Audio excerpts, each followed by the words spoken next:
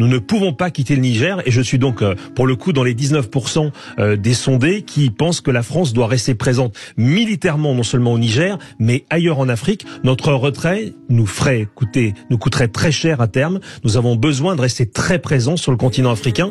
D'autant que c'est la base principale aujourd'hui au Niger de la lutte contre le terrorisme. Mais c'est la seule qu'il nous reste après avoir été chassé d'autres pays. Donc il y a un intérêt stratégique évident pour la France à rester présente. Donc on verra, la situation est évidemment très confuse pour le moment, mais notre intérêt premier, c'est de rester sur place le plus longtemps possible. Évidemment, de protéger nos ressortissants. Ils sont 5 à 600. Pour l'instant, pas de rappel des ressortissants. Non, mais écoutez, la situation est un peu ambiguë parce que le président qui a été renversé peut quand même continuer à communiquer avec ses homologues. Oui. Donc on voit bien que la junte n'a pas coupé tous les ponts et elle garde plusieurs fers au feu. En tout cas, nous devons absolument rester ici parce que sinon, c'est la dégringolade complète et nous le paierions cher dans l'avenir. Donc il y a un intérêt national bien compris qui est que la France reste sur la question de la lutte contre le terrorisme, en l'occurrence, c'est ça. Mais pas que. Écoutez, c'est-à-dire, moi je veux pas être naïf parce qu'en diplomatie, il faut pas être naïf. La France a besoin d'être présente en Afrique, y compris pour ses intérêts économiques. Voilà, c'est pas la peine qu'on se raconte d'histoire parce que Moscou,